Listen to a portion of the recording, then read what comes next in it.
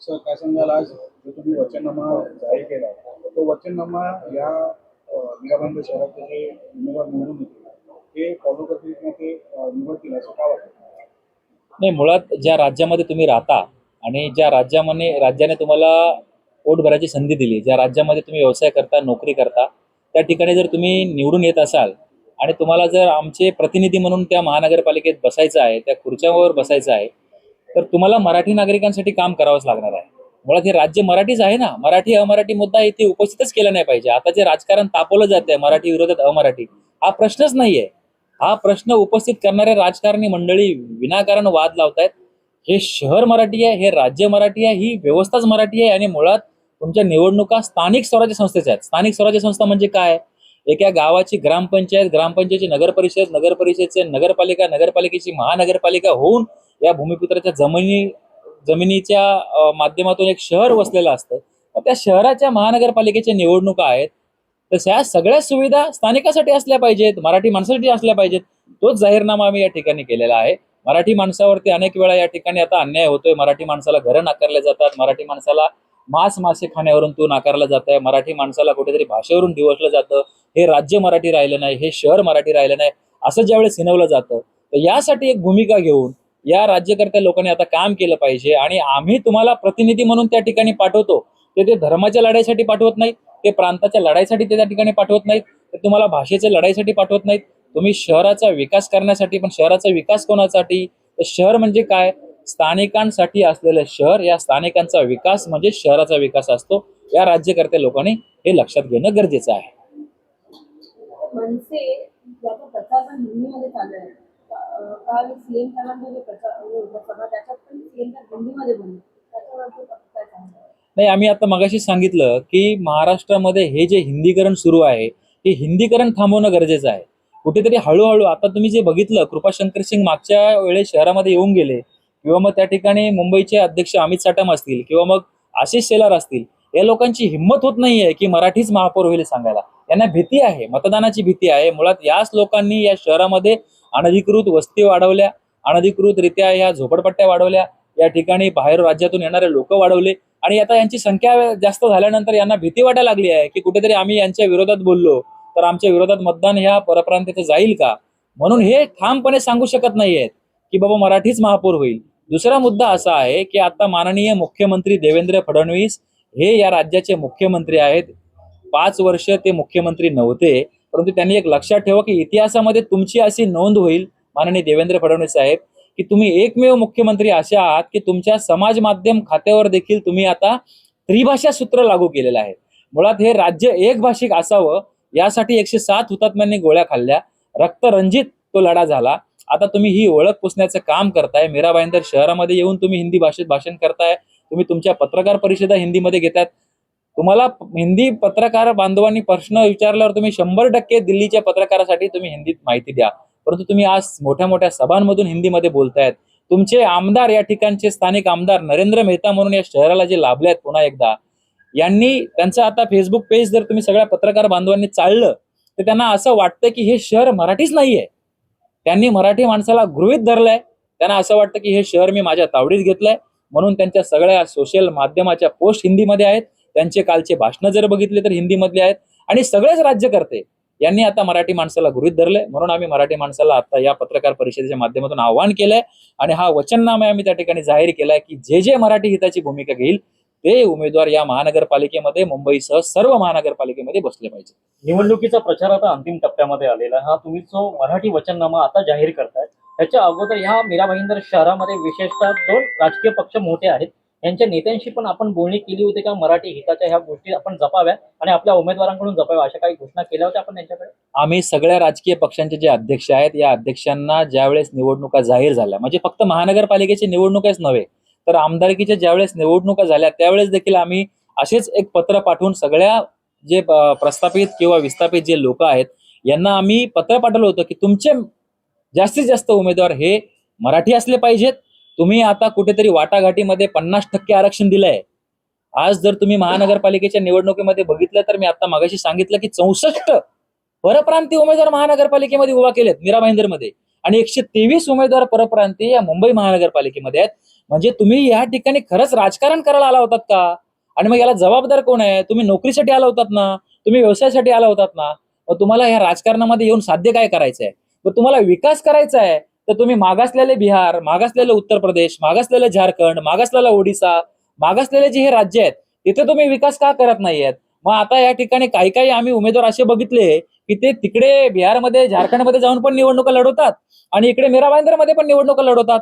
तर मग निवडणूक आयोग सुद्धा या ठिकाणी काय करताय की दोन राज्यामध्ये यांना मतदान करण्याचा अधिकार असतो, दोन राज्यामध्ये निवडणुका पण लढवायचा अधिकार कसं काय? असा प्रश्न आहे. तुम्ही आता प्रश्न जो विचारलाय यावरती आम्ही याआधी काम केलेलं आहे. सगळ्या राजकीय पक्षांच्या अध्यक्षांना आम्ही पत्र दिलं होतं की तुम्ही मराठीचा जाहीरनामा जाहीर करावा, आमच्या मागण्या मान्य कराव्यात. आणि आता हे निवडणूक मतदानाचे 2 दिवस अगोदर आम्ही पुन्हा एकदा हे आपल्या पत्रकाराच्या माध्यमातून लोकांसमोर मांडतोय. जर आपण सांगताय की आपण याच्या अगोदर राजकीय नेत्यांशी आपलं बोलणं झालेलं, तुम्ही जर काही गोष्टी जर वृत्तपत्रात किंवा वाहिन्यांमध्ये बघितलं असाल, एक भूमिपुत्रांना 16 ते 17 भूमिपुत्रांना एका मोठ्या राजकीय पक्षाने यंदा तिकीट डावळलेलं आहे. जिथे आपण मीरा भाईंदर शहर आगरी कोळ्यांचं म्हणतो, तिथे आगरी कोळ्यांना डावलून उपऱ्यांना आपल्या उरावर बसवण्यात आलंय. त्याच्याबद्दल आपली काय भूमिका आहे? नाही नाही, याचा आम्ही निषेध केलाय, कडाडून निषेध केलाय. सगळ्या या नेत्यांचा आम्ही जाहीर निषेध या पत्रकार परिषदेच्या माध्यमातून करतोय. आज तुम्ही ज्या लोकांना तुमच्या सोबत घेऊन बसलात ना, हे तुम्हाला ब्लॅकमेल करतायत. उद्या तुम्हाला सांगतील की तुम्ही आमदार म्हणून राहू नका. उद्या तुम्हाला माझी भीती अशी आहे, माननीय देवेंद्र फडणवीस हे जे आज मुख्यमंत्री फडणवीस मराठी आडनाव लावून जे बसलेत, उद्या फडणवीसच्या जागेवर जर हा लोढा म्हणाला की मला मंत्री व्हायचंय, मुख्यमंत्री व्हायचंय, तरी देखील हे राज्यकर्ते कमी करणार नाहीत. ही भीती आमची आहे. म्हणून आताच या राजकारणी लोकांनी देखील स्वतःवरती एक निर्बंध आणावेत की कोणाला तिकीट दिलं पाहिजे, कोणाला मोठं केलं पाहिजे. आज आमच्या मराठी राज्यकर्त्या लोकांच्या, राजकीय लोकांच्या मांडीला मांडू लावून जे बसणारे लोक आहेत, एकेका घरामध्ये 2-2 तिकीटं मागतात. यांचे हात सगळ्यांचे दगडाखाली आहेत. म्हणून तर आम्हाला एक तिसरी व्यवस्था निर्माण करावी लागली मराठी एकीकरण समितीच्या माध्यमातून. कारण काय झालंय, ह्या राजकारणाचा चिखल झालाय.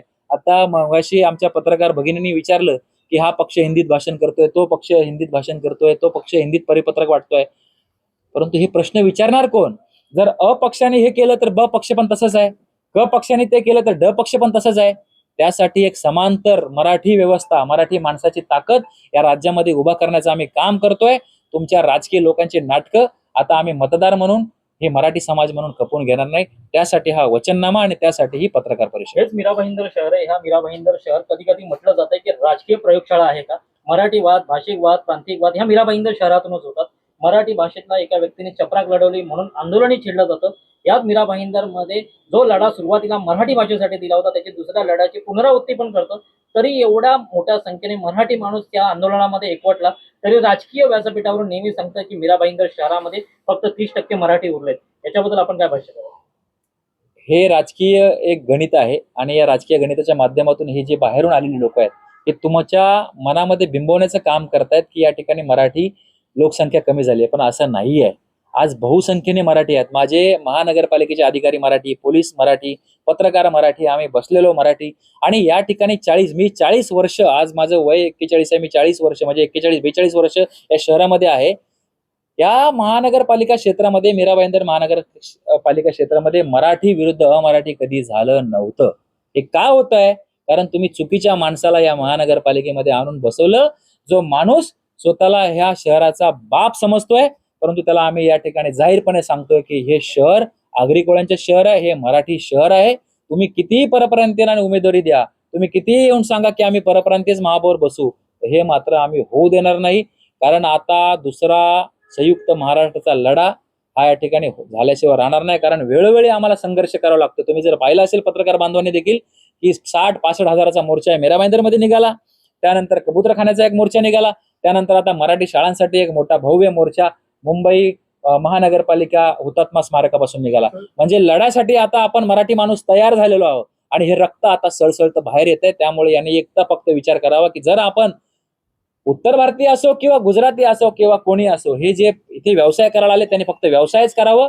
तुम्ही मराठी माणसाला सत्ता गाजवण्याची भाषा करू नये. एवढा शाळे जे आहे त्यांची संख्या एकदम कमी झाली आहे मराठी बंद शाळेत. पडतायत. हा, मराठी शाळा या ठिकाणी बंद पडतायत. आम्ही आता, तुम्हाला जर माहिती असेल की मराठी शाळेसाठी आंदोलन केलं होतं आणि मराठी शाळेला जीर्णोत्तर इमारती झाल्या म्हणून पाडलं जात आहे, जुन्या इमारती झाल्या म्हणून पाडलं जात आहे. तर यासाठी आम्ही संयुक्तपणे काम करतोय. याच्यावरती आमच्यावरती गुन्हे नोंद झाले. 257 लोकांवरती पोलिसांनी आमच्यावर गुन्हे नोंद केले आंदोलन केल्या प्रकरणी.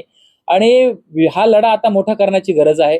या ठिकाणी जर तुम्ही दुर्दैवाची गोष्ट बघितली की आमचं एक महानगरपालिकेचं आरक्षण आहे मीरा भाईंदरचं, ते आरक्षण बदलून हिंदी माध्यमाची शाळा सुरू करायची आहे, परंतु एकही खाजगी शाळा, सुसज्ज शाळा या राज्यकर्त्या लोकांना किंवा राजकारणी लोकांना, महानगरपालिकेला मराठी शाळा उभारता येत नाहीये. आज या शहरांमध्ये 10वी पर्यंत पालिकेच्या शाळा नाही आहेत, ही किती दुर्दैवाची गोष्ट आहे. या मीरा भाईंदर शहरामध्ये एक वैद्यकीय महाविद्यालय नाहीये, या मीरा भाईंदर शहरामध्ये अभियांत्रिकी महाविद्यालय नाहीये, या शहरामध्ये सुसज्ज असं रुग्णालय नाहीये.